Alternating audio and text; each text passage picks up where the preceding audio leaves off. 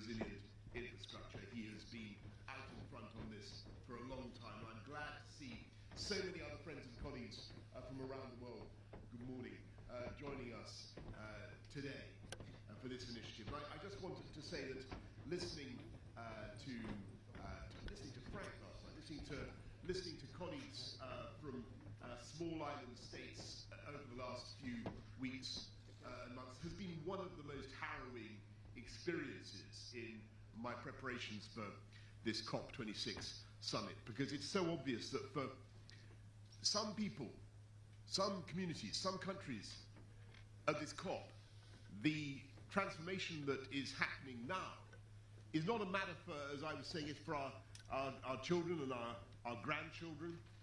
This is something that is an existential threat as we sit here in Glasgow today. And last year, 600 billion tons of ice melted away in Greenland. All that water has to go somewhere.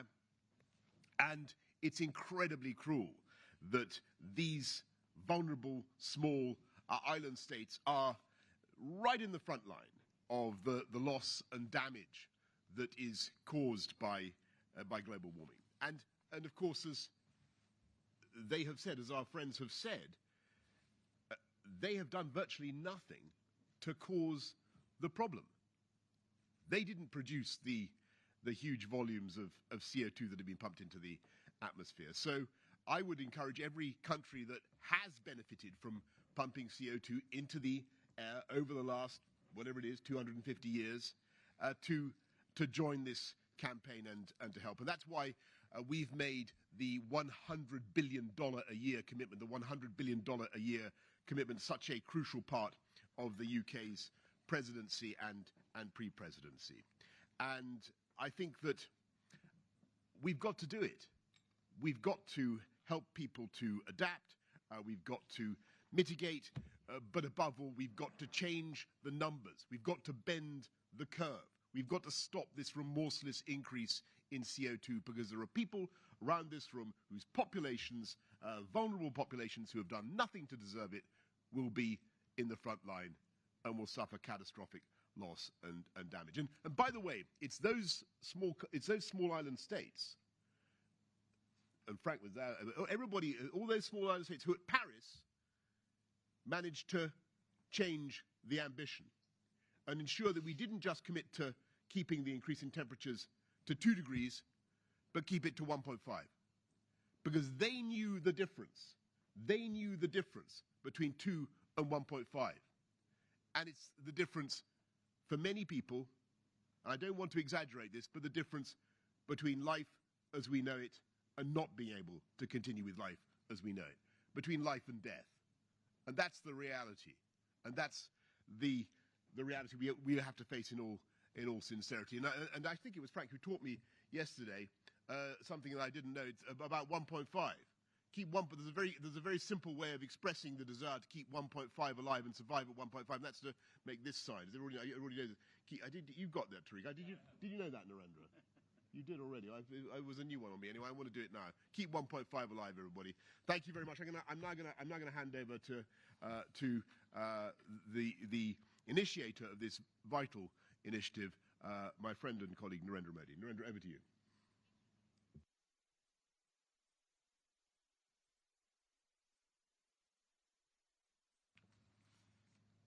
Excellencies, infrastructure for resilient island states Iris का launch एक नई आशा जगाता है, नया विश्वास देता है। ये सबसे वल्नरेबल देशों के लिए कुछ करने का संतोष देता है। मैं इसके लिए coalition for disaster resilient infrastructure CDRI को बधाई देता हूं।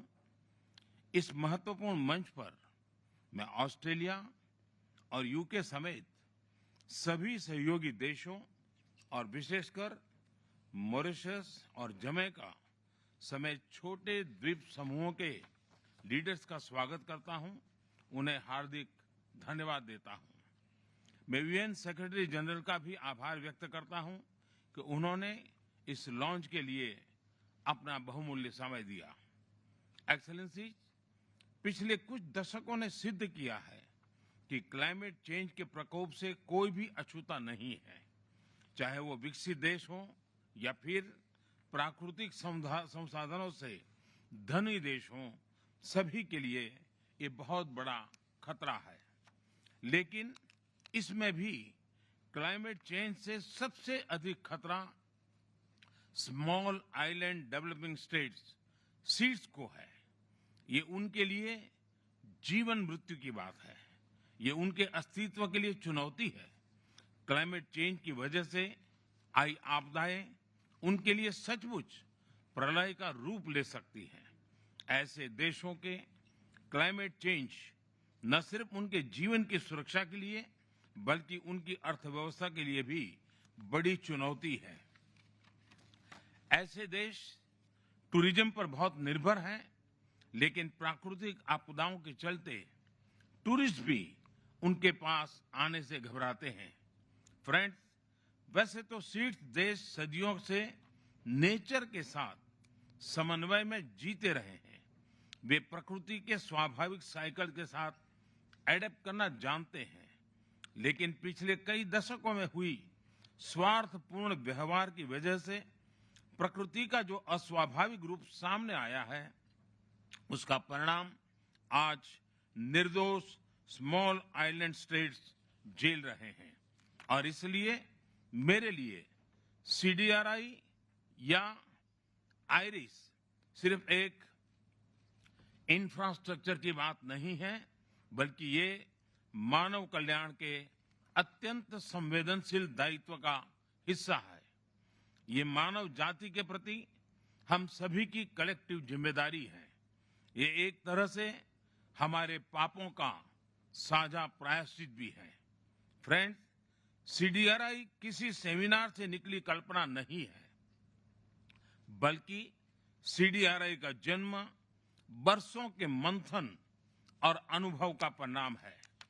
छोटे द्वीप देशों पर मंडरा रहे क्लाइमेट चेंज के खतरे को भांपते हुए भारत ने पैसिफिक आइलैंड और कैरिकॉम देशों के साथ सहयोग के लिए विशेष व्यवस्थाएं बनाई। हमने उनके नागरिकों को सोलर तकनीकों में ट्रेन किया, वहां इंफ्रास्ट्रक्चर के विकास के लिए निरंतर योगदान दिया।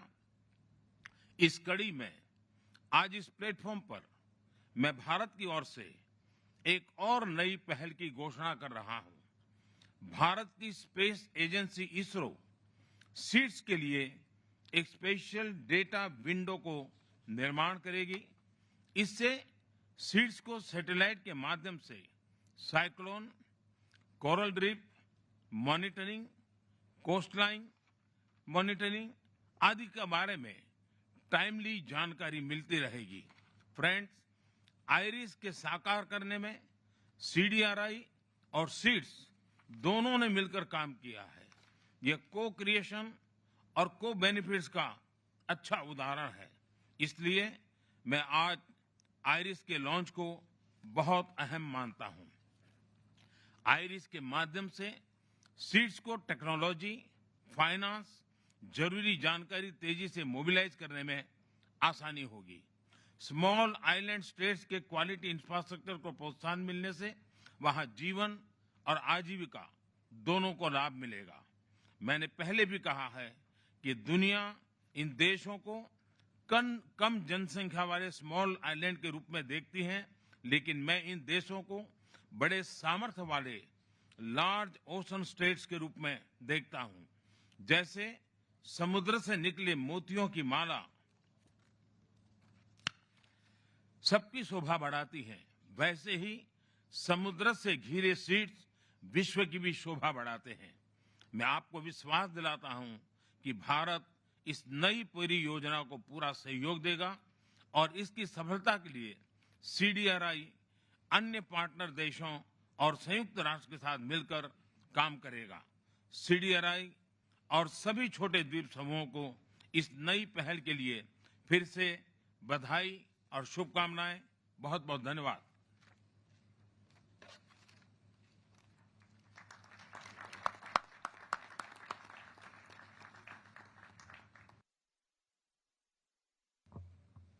Well, thank you very much, Prime Minister Modi, and thank you for your great friendship to Australia, Narendra, and for inviting us to join you here today at this important forum. Thank you also, Boris, our COP26 commander, not Commander Bond, but Commander Boris, and leading us through this very important few weeks. And I'm particularly pleased to be here, like both of you, with our other island state nations. Australia is also an island state. It's a very big island. It's the biggest island continent in the world, but it does give us, I think, in the Pacific, a very unique perspective, as Frank knows, on the challenges facing island nations all around the world. And what we're speaking about here, of course, to address climate change, you have to reduce emissions, and that is a huge part of the response to climate change, of course. But we also have to adapt to live with the consequences of climate change that is already occurring, that is already built in, that is already going to impact on the lives and livelihoods, particularly of those in island nations all around the world. And we recognise that in Australia, and that's why working with everyone to adapt to climate change and the challenges in particularly that our Pacific family face is something that is very much, in very practical ways, a part of Australia's DNA. If there's anything we know, it's to stick with it and to make a commitment to meet it and to beat it. And as our friends and family in the Pacific know, and in Southeast Asia, we can be relied upon. We're helping our friends in Papua New Guinea build resilient roads, bridges and wharves. We've helped build cyclone-resistant produce markets for the Solomon Islands and Fiji. And last year, our prefabricated schoolrooms in Vanuatu withstood Tropical Cyclone Harold, giving the community a safe place to shelter, as well as the kids a chance to return to school sooner. Over 70% of our climate finance, and we've just doubled that here at COP26 to $2 billion to take us out to 2025, is focused on adaptation. And a very large proportion of it, as I was able to share with our Pacific nations families yesterday, will be directed specifically into Pacific Island nation states as part of a direct partnership with them, cutting out all the red tape and just getting the projects like the ones I've been talking about on the ground. The last 8 major disasters in the Pacific alone have wrought more than almost $2 billion worth of damage, so there's a lot more work to be done. The joint initiative we launched today, IRIS, lifts our ambition further to ensure the resilience of small island developing states, and through partnerships and expertise to drive even greater investment in quality infrastructure, energy, housing, transport, water, healthcare facilities. And I'm especially pleased to be here with my good friend, Prime Minister Bainimarama, and Prime Minister Juganov and Prime Minister Holness. It's a great pleasure to meet you, leaders of 3 great small island nations. And I also want to thank, of course, India and the United Kingdom for their leadership of the Coalition for Disaster Resilient Infrastructure. And I acknowledge in particular the Quad support, including the US and Japan support, together with India, for the CDRI. I'm proud that Australia has already announced our $10 million commitment towards getting IRIS up and running, and I'm proud to be here to launch it today. All of us are here because we believe in fair and practical action to address climate change. We're here because we're family, particularly amongst our Pacific family, and all of us are here because we want to achieve those outcomes. Look out for another, look out for our mates, as we say in Australia, stick together, and let's get on with it.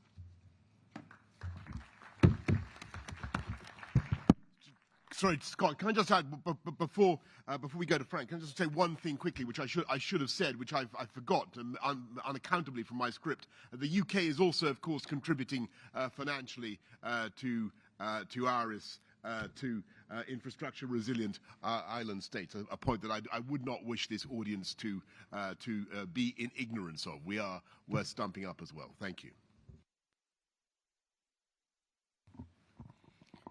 Thank you, Excellencies, Mbula Vanaka, and a very good morning to you all. Excellencies, yesterday marked the start of cyclone season in the South Pacific, a period now defined by record-smashing superstorms that can erase years of infrastructure progress in a matter of hours. I know because I've seen it happen. Whether it's storms, floods, or fires, the same hard lessons are being learned around the world. Building to last year's standards is building to lose. The world is warming. The impacts are terrifying, and the standards we build must be defined by and readied for those intensifying risks. It takes resources to build resilience, but we either pay to adapt now or pay a much higher price in the aftermath of climate-driven devastation.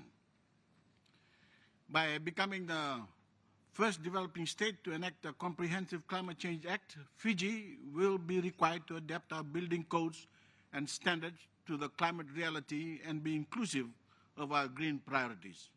But there is a gap, trillions of dollars deep, between what vulnerable nations have and what they need to build resilience to a climate crisis we did next to nothing to cause.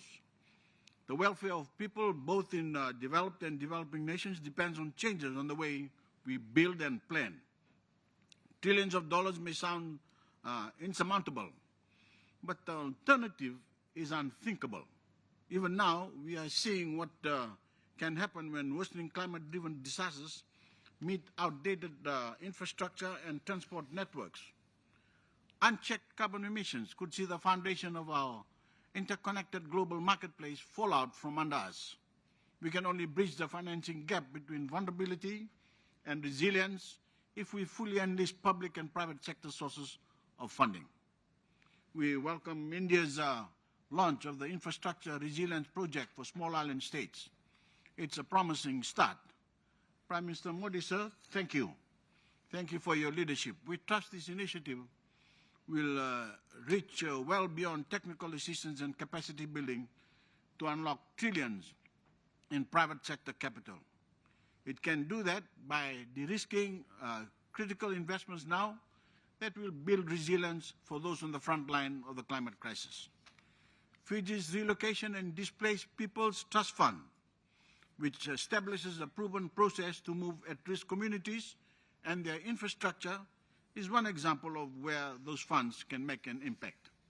Of course, the single most important measure we must take to protect our development progress is to drastically curtail the emissions that are changing the climate and forcing this crisis upon us.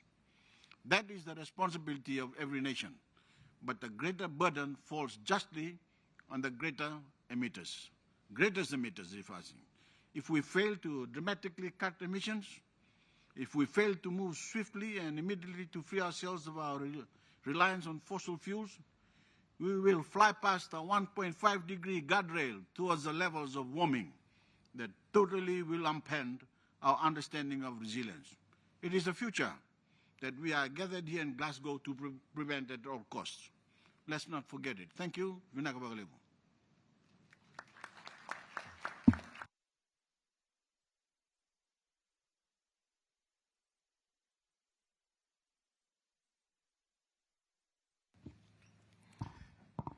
Excellencies, friends, allow me to commend and congratulate the conveners of this timely initiative and to thank Prime Minister Modi in particular for his invitation.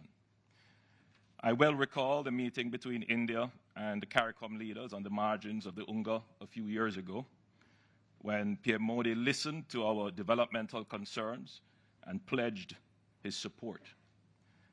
In Jamaica, our resilience building efforts will shortly be boosted by a US $1 million grant from India to support the construction of facilities for sustainable agriculture. The initiative being launched today rightly focuses attention on SIDS, as we are on the front line of the climate crisis.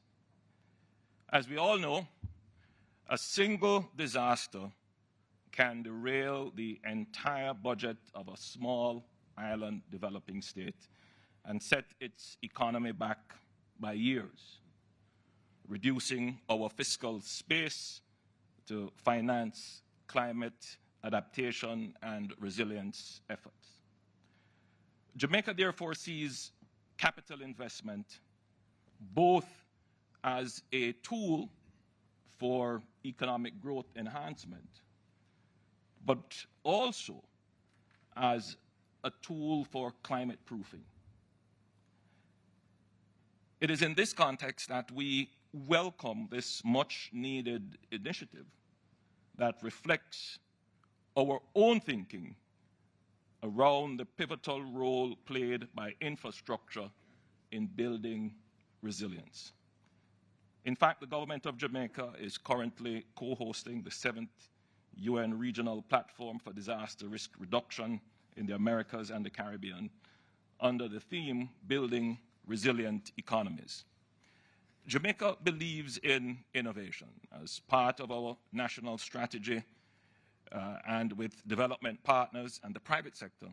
Jamaica will become the first country in the world to develop a predictive climate risk assessment planning tool for major infrastructure investments. Let me also share one transformational infrastructure project for which we're seeking support.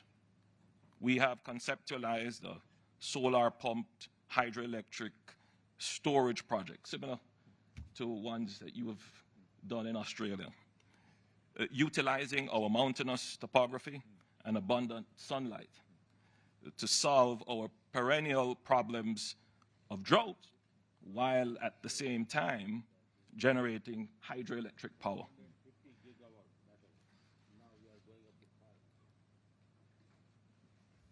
This would make clean, sustainable use of Jamaica's high concentration of fresh water resources in the north of our country to serve the large population centers and drought-prone agricultural south.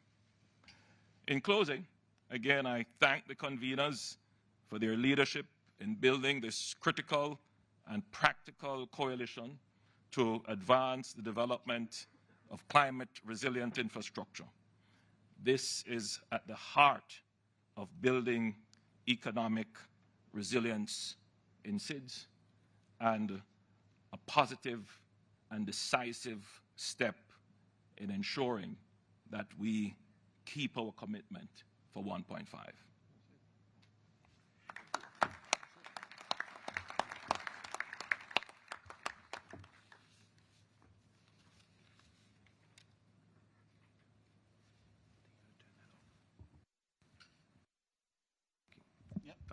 That's it. Excellencies, distinguished guests, ladies and gentlemen. I have great pleasure in joining you this morning for the launching of the Infrastructure for Resilient Island States by the Coalition for Disaster Resilient Infrastructure. Since its inception 2 years ago by Sri Narendra Modi ji, the coalition has grown into a global partnership platform to assist states, big and small, in improving disaster resilience of their infrastructure. Mauritius is proud to associate itself with the launch of IRIS, a SIDS-specific initiative that will undoubtedly help this group of countries to become more resilient, promote inclusive infrastructure, and ultimately achieve the UN Sustainable Development Goals. SIDS remain in the top list of the current World Risk Report 2021 of countries with high risk indices. Our island is negatively impacted by the effects of climate change. Extreme weather events occur frequently. Flash floods have resulted in loss of lives and caused serious damage to infrastructure. To build resilience, my government has invested massively in adaptation programs. A national flood management program costing 11.7 billion rupees will be implemented. Our National Action Plan 2020-2030 embodies the commitments of Mauritius to the Sendai Framework for Disaster Risk Reduction and supports the implementation of international frameworks such as the Sustainable Development Goals and the SIDS accelerated modalities of action pathway. In addition, legal and institutional frameworks have been updated to implement disaster reduction strategies and disaster management. I wish to highlight that infrastructure and disaster risk reduction is very high in the adaptation measures that are contained in our reviewed nationally determined contributions. However, access to international financial support remains a critical component for building resilience. The use of the Multi-Dimensional Vulnerability Index, developed by the UNDP earlier this year, is crucial to advancing global understanding of inherent vulnerabilities of the SIDS. By better understanding the existential issues that SIDS face, we are hopeful that innovative mechanisms such as the IRIS will flourish. Coupled with adapted financing, such partnerships would go a long way towards assisting SIDS mitigate their disaster vulnerability and improve the resilience of their infrastructure. Thank you.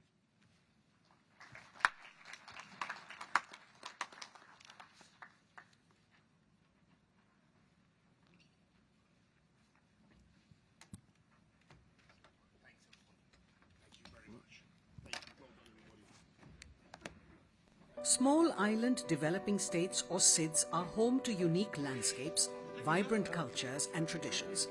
However, SIDS also face the highest disaster losses in proportion to their GDP. They face large economic, social and environmental challenges compounded by climate change threatening their very existence. Resilient infrastructure is a key driver in mitigating disaster and climate risks while also meeting the development aspirations.